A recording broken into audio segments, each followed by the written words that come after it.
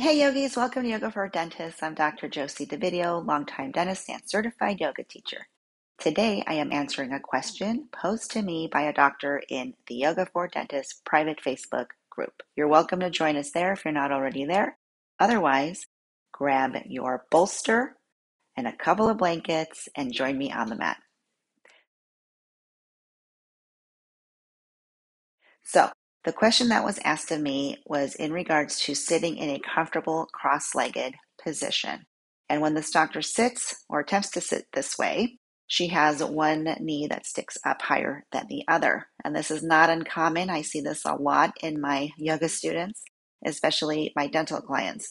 And the other thing I see commonly is that both knees end up being like this, and it's very hard to release them down.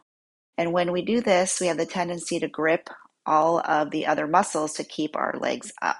So what we're going to do is attempt a yin yoga style release of the hip flexors, because it's usually the hip flexors and inner groin, outer hip, all these muscles that are involved are a little tight and tense. And that's not uncommon for those of us in dentistry. We hold a lot of tension there.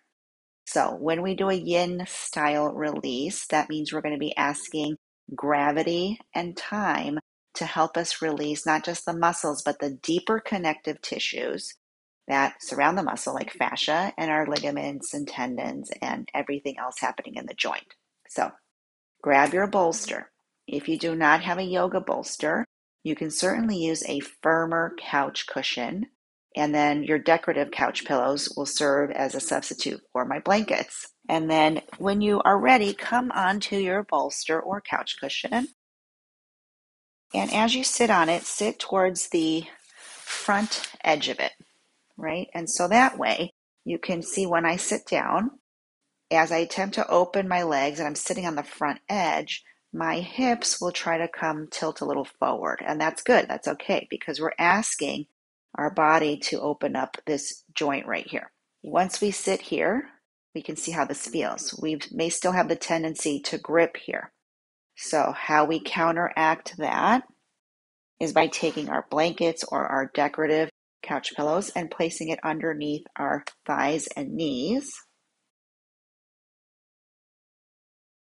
And that way we have support. We can, through our breathing practice, through our time as we sit here, we can ask gravity to release and let go. So we're going to breathe and just every exhale, see if you can release the tendency to try to grip and use these muscles. We just want them to relax and be. All right.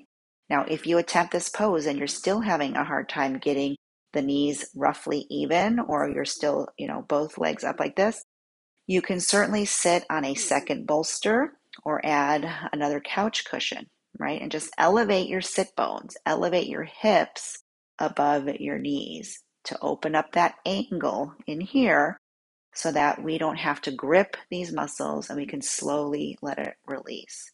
Now, it's likely that you didn't get off balance overnight. It's been a long time coming. So you will be practicing this regularly for a while, along with other hip openers. And maybe I'll tag links to those in the description of the video. But over time, have patience with this. It'll take time to loosen this up. But in this video, we're working with the concepts of time. So you'll want to sit in this pose for maybe 5 minutes or so, maybe 7 minutes. And gravity. So supporting our legs so we don't have to use the muscles, relaxing them. And then as we breathe and soften these muscles, gravity will pull them towards the floor and the blankets or pillows will be supporting them. Okay, so last thing, if you are going to sit in this pose for an extended amount of time, like 5 minutes or more, either any amount of time really, about the halfway mark of your time planned sitting, right? Switch the cross of your legs. Pause for a moment in the neutral and then cross the other way so that the other leg is in front.